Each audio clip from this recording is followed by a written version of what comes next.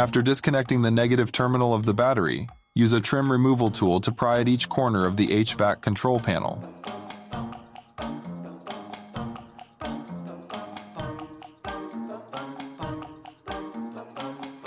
Next, remove the two plugs by pressing the tabs to release the clips.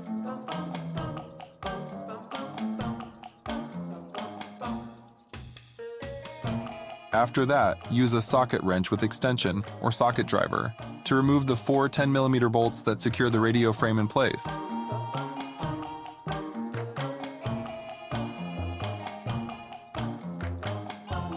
Once all four bolts are removed, you can pull out from the bottom of the radio and gently pry from the top to remove the radio from the dash.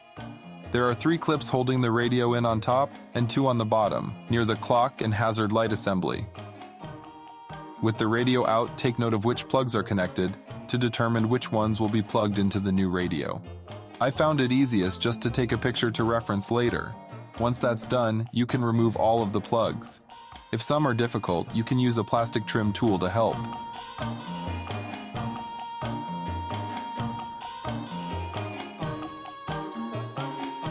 With the radio out, next remove the hazard light assembly from the factory dash kit. This can be difficult, but using a trim removal tool, you should be able to safely release all of the tabs without damage.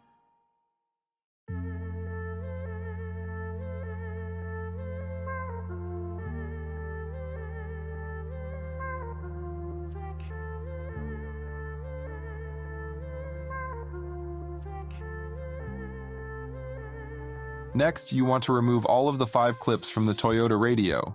These will be used on the new radio frame.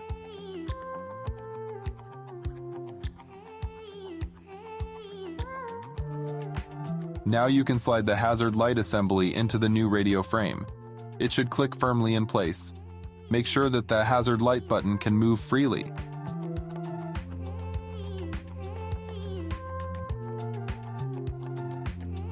For any Tacoma radio that has a touchscreen, a CAN 004 controller and wiring harness will be needed to preserve factory steering wheel controls, backup camera, auxiliary input, and USB functions.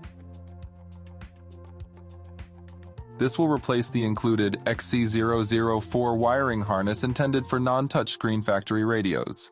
Plug in the backup camera input wire on the left, but if you have a factory backup camera, wait to connect the matching camera wire on the CAN 004 wiring harness until you can see which connector matches your truck wiring.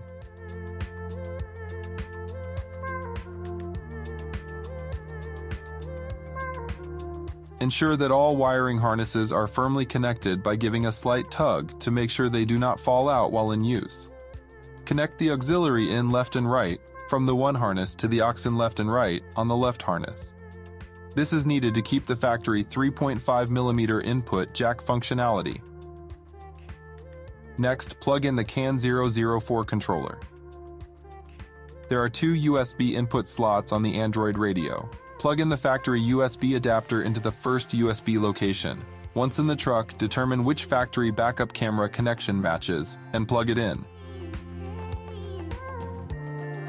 Place the GPS antenna as close to the undersurface of the dash as possible and screw in the wire to the connector. Once all connections are made, feed the wire bundle into the dash cavity and push the 5 connectors on the frame into place on the top and bottom. It's recommended to connect the radio to the internet via Wi-Fi and check for updates. First, perform an update for the radio software itself, following the prompts in the video. Since this may take some time, ensure you have a good Wi-Fi connection and be sure the radio maintains power throughout the process. Once complete and rebooted, it may also prompt to update MCU and/or the CAN 004 controller. These should be updated accordingly to ensure proper function. Once these updates are complete, you must choose the correct settings for the CAN 004 controller to maintain steering wheel controls and other factory functions.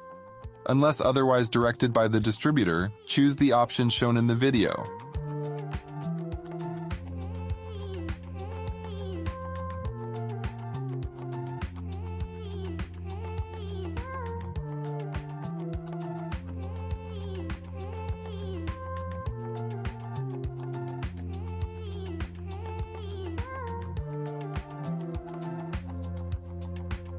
Next, from the Apps menu, choose Car Settings to pick the specific model that matches your vehicle.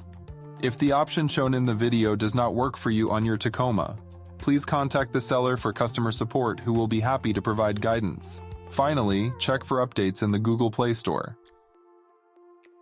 Now that the radio is installed and updated, the first thing you may choose to customize is the sound settings. The graphic equalizer can be used with presets, or you can customize it exactly to your liking. The surround sound section adjusts the timing of the audio based on the listening location. The bass boost section will adjust the front and rear settings independently to match your preferences and speakers. The zone section matches what is typically labeled the fade and balance settings between front, rear, left, and right speakers. It also includes settings for a subwoofer if you have one installed. In this case, I made the zone and surround settings match, but that's up to your preference.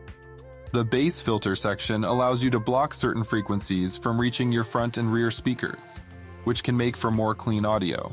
Since this is essentially an Android tablet, you have access to most standard mobile apps like Google Maps and all of the extra features that go along with it.